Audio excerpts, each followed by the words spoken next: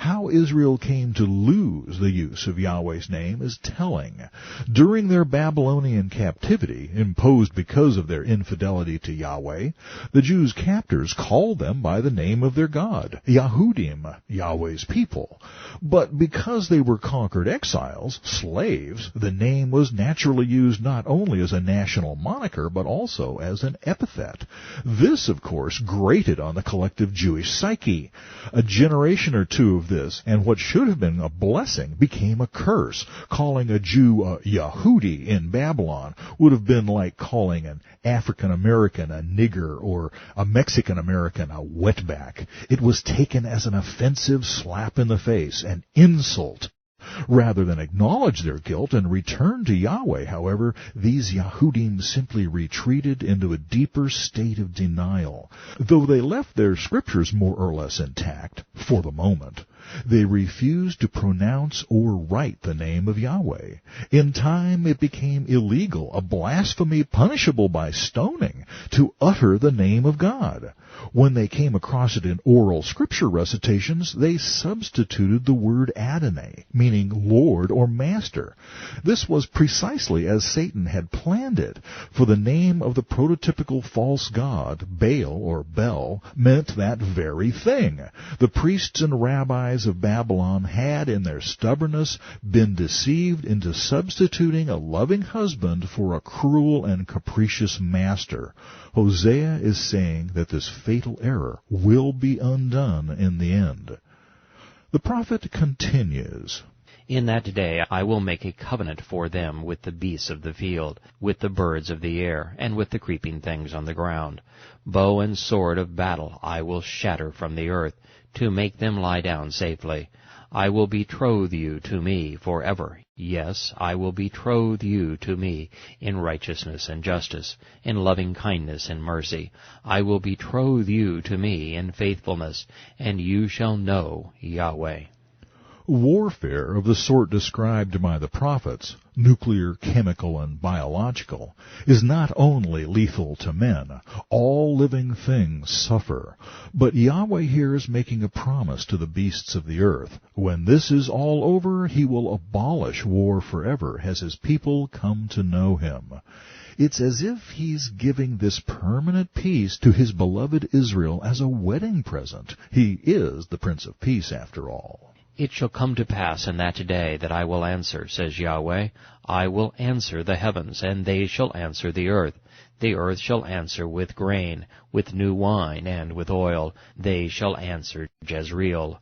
Then I will sow her, that would be Israel, for myself in the earth, and I will have mercy on her who had not obtained mercy. Then I will say to those who were not my people, You are my people, and they shall say, You are my God.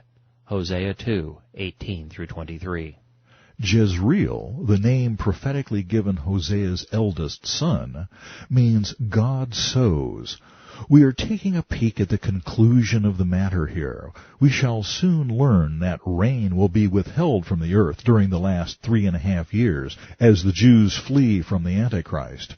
But when Yahweh has fulfilled his purposes, he will again command the heavens to answer the earth by sending rain, which in turn will answer with grain, new wine, and with oil. When God sows seed, the earth must yield its bounty, and the seed he is sowing here is Israel itself, who will flourish under his blessing like a fruitful vine. But first, Israel must flee. She must become reliant on Yahweh, utterly powerless to help herself, for this is the day of which the prophet spoke. We have heard a voice trembling, of fear and not of peace. Ask now and see whether a man is ever in labor with a child. So why do I see every man with his hands on his loins like a woman in labor, and all faces turn pale? Alas, for that day is great, so that none is like it, and it is the time of Jacob's trouble, but he shall be saved out of it.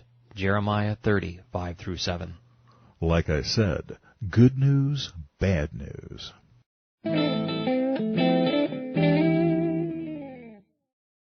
The time of Jacob's trouble? If I were an Israeli Jew living in these days, I would be calling it the time of Jacob's confusion.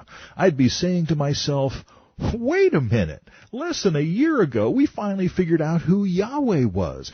Gog and his armies came in here looking for blood, and when our backs were up against the Wailing Wall, our God saved us. And we all suddenly understood. His mercy endures forever, just like David said. He's more than laws and feasts and traditions. He's the true God, the creator of the universe. So what's with that European imposter up there on the Temple Mount telling the world that he's responsible for our deliverance, that he's our Messiah?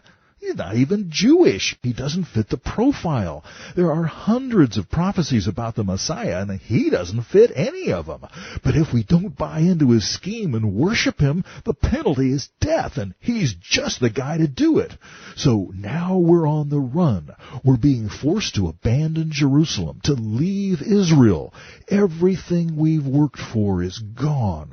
Which begs the question, now that we finally know Yahweh, where is he? And where is his Messiah? This is one of the things I love about biblical prophecy. Time and again it presents a seemingly insoluble conundrum, and then it shows us how Yahweh will prove, or has proved, his glory with the solution. At the risk of wandering off the subject, that in the end is the whole purpose of prophecy, to demonstrate the power of Yahweh. For if we comprehend his glory, we are that much closer to understanding his love. As if to make my point for me, Ezekiel provides this wrap-up for his revelation of the war of Magog. I will set my glory among the nations. All the nations shall see my judgment which I have executed, and my hand which I have laid on them. So the house of Israel will know that I am Yahweh, their God, from that day forward. The role of God in Magog's defeat will be evident to all, not just the Jews, but also the Gentile bystanders, especially the ones who have felt Yahweh's hand laid upon them. Denying the obvious truth will require willful defiance and purposeful suspension of logic, which is not to say it won't happen. The Gentiles shall know that the house of Israel went into captivity for their iniquity, because they were unfaithful to me. Therefore I hid my face from them. I gave them into the hand of their enemies, and they all fell by the sword. According to their uncleanliness, and according to their transgressions, I have dwelt with them, and hidden my face from them.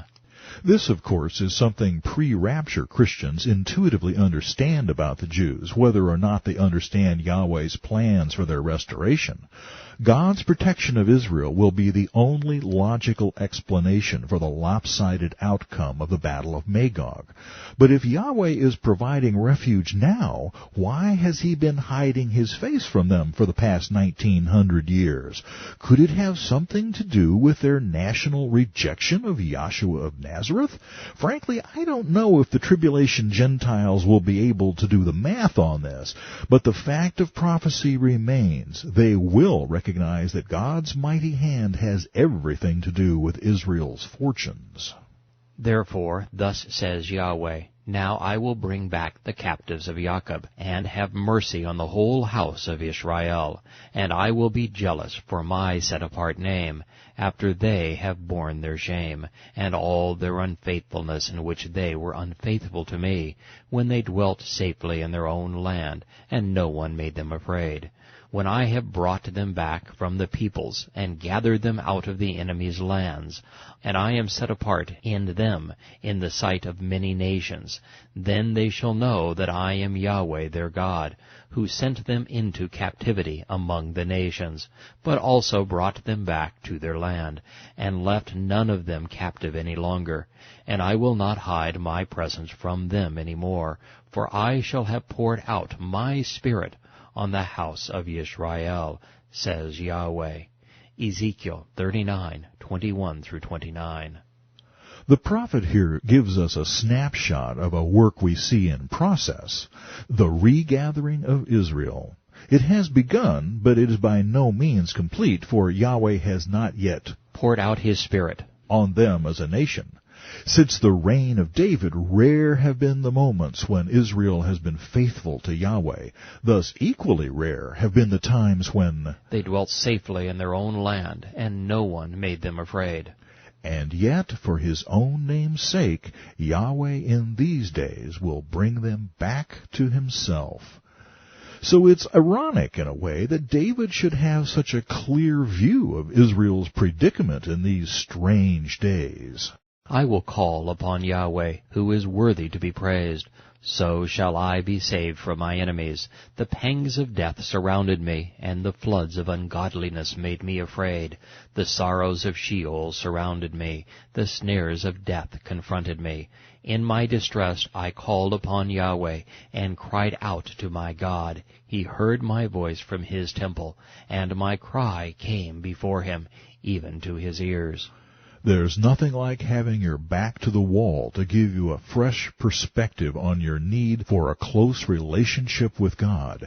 David, like the Jews of the last days, knew what it was like to have to leave town in a hurry because the authorities were trying to kill him. But he also knew Yahweh's provision and protection. Then the earth shook and trembled. The foundations of the hills also quaked and were shaken, because he was angry. Smoke went up from his nostrils, and devouring fire from his mouth. Coals were kindled by it. He bowed the heavens also, and came down with darkness under his feet. And he rode upon a cherub, and flew. He flew upon the wings of the wind. He made darkness his secret place. His canopy around him was dark waters and thick clouds of skies. From the brightness before him his thick clouds passed with hailstones and coals of fire. Is it just me, or do you too hear echoes of the Battle of Magog in David's poetry? As a matter of fact, it sounds a whole lot more like Yahweh's dealing with Gog on the mountains of Israel than it does his protection of David from a delusional King Saul. I mean, hailstones and coals of fire? In the prophetic context, yes. Read brimstone. You can also see Ezekiel 38:22 for confirmation.